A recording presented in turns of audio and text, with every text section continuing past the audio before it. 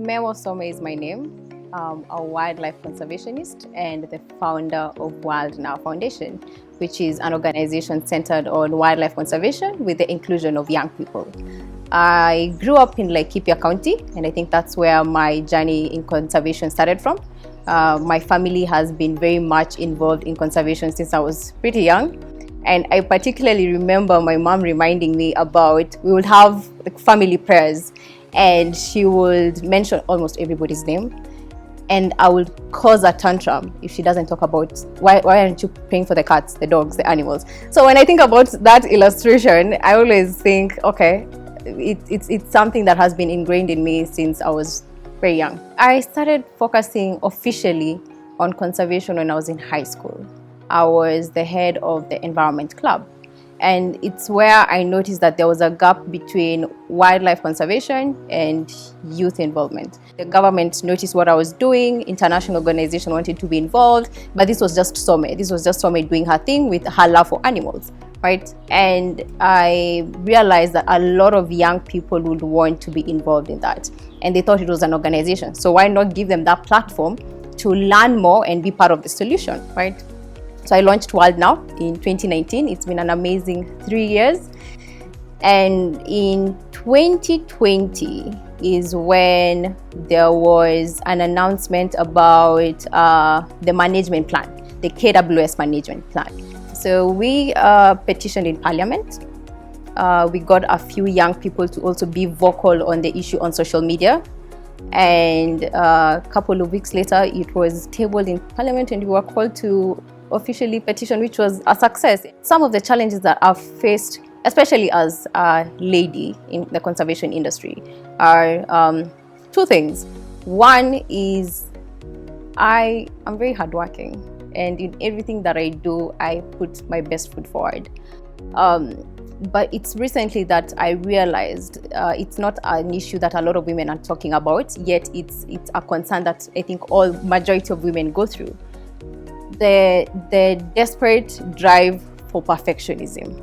It took time for me to be able to know that I need people to work with.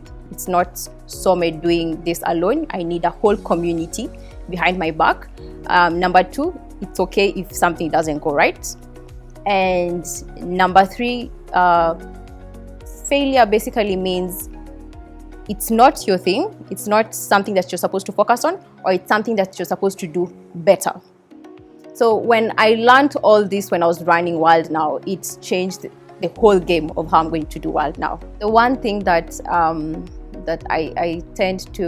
would want to change in the conservation, in the climate change industry, is on making climate justice more of an individual responsibility than it is as a collective responsibility. Something else is focusing on action plans and less on the advocacy.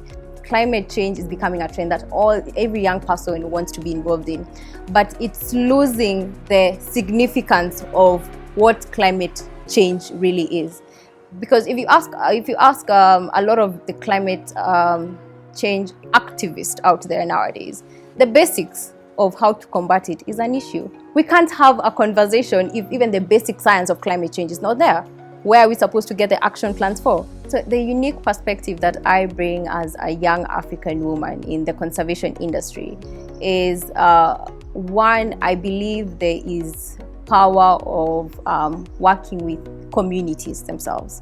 And why I say this is because Wild Now Foundation, we are centered in also understanding the knowledge that the communities have had in terms of conserving the environment.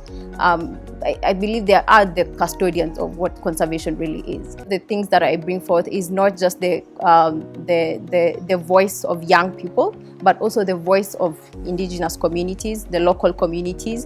I do believe they do know more than us. We just don't give them the opportunity to teach us. We talk about educating communities, but can the communities educate us as well?